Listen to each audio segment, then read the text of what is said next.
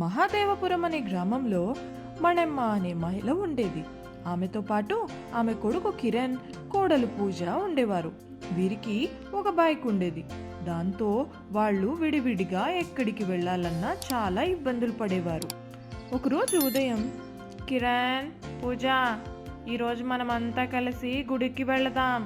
సరే అమ్మా, మేము తొందరగా రెడీ అయి వస్తాము అంటూ ఇద్దరు రెడీ అయి వచ్చారు. ఏమండి అత్తయ్య, వెళ్దామా? సరే అంటూ బైక్ దగ్గరకు వచ్చారు.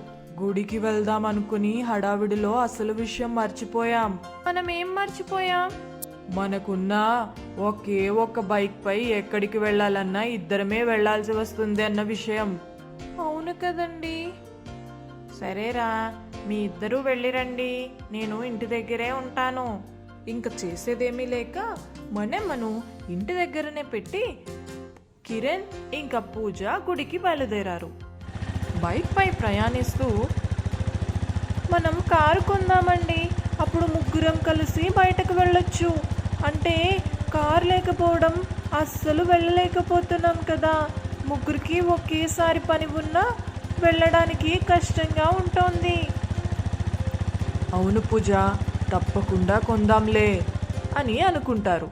మరునాడు ఉదయం, అమ్మా, నేను కారు కొనడానికి వెళుతున్నా అంటూ ఇంటి నుంచి బయలుదేరాడు. కిరణ్ కొంత దూరం వెళ్ళాక తక్కువ ధరకే మినీ ట్రాక్టర్లు అమ్మే షాపు కనిపిస్తుంది. అప్పుడు అక్కడికి వెళ్ళి, బాబు, ఈ మినీ ట్రాక్టర్ ఎంత? సార్, ఇక్కడ చాలా తక్కువ ధరకు ఈ మినీ ట్రాక్టర్లు వస్తాయి. అది కాకుండా ఈరోజు ఇక్కడ ఒక ఆఫర్ కూడా ఉంది సార్. అవునా, ఏంటో చెప్పా ఆఫర్? ఇక్కడ ఒక ట్రాక్టర్ కేవలం 1,00,000 రూపాయలే. ఇంకా 2 మినీ ట్రాక్టర్ కొంటే ఒక మినీ ట్రాక్టర్ కూడా ఉచితం. కిరణ్ ఇలా ఆలోచించుకుంటున్నాడు. కారు కొనాలంటే చాలా డబ్బులు అవుతాయి. అదే ఇక్కడ తక్కువ ధరకే మినీ ట్రాక్టర్లు వస్తున్నాయి, ఇంకా 2 కొంటే 1 ఉచితం అని. ఇదిగో బాబు, నాకు 2 మినీ ట్రాక్టర్లు కావాలి అని 2 మినీ ట్రాక్టర్లు ఉచితంగా వచ్చిన ఇంకో మినీ ట్రాక్టర్ను, మొత్తం 3 మినీ ట్రాక్టర్లను తీసుకుని ఇంటికి వెళ్ళగానే, కారు కొని తీసుకువస్తానని వెళ్ళి మినీ ట్రాక్టర్లు తీసుకుని వచ్చావెందుకు కిరణ్?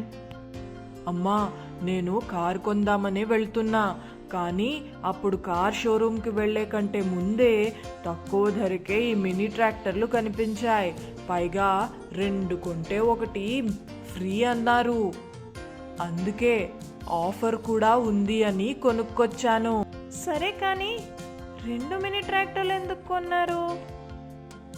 2 కొంటే 1 ఉచితం. ఇంకా మొత్తం 3 మినీ ట్రాక్టర్లు ఉంటే ఎక్కడికైనా కలిసి వెళ్ళొచ్చు కదా. ఇంకా ఒంటరిగా కూడా ఎవరి పని మీద వారు ఎప్పుడైనా ఎక్కడికైనా వెళ్ళొచ్చు. ఒక్క పని జరిగే వరకు మిగిలిన ఇద్దరు వేచి ఉండాల్సిన పని ఉండదు కదా, అందుకే కొన్నాను. అవునండి, నిజమే అంటూ సంతోషంగా ఇంట్లోకి వెళ్ళింది పూజ. ఆ రోజు నుంచి ఎవరికి ఏ పని ఉన్నా ఎవరికి వారు ఆ మినీ ట్రాక్టర్లపై వెళ్ళి సంతోషంగా వారి పని వారు చేసుకుంటూ ఉన్నారు.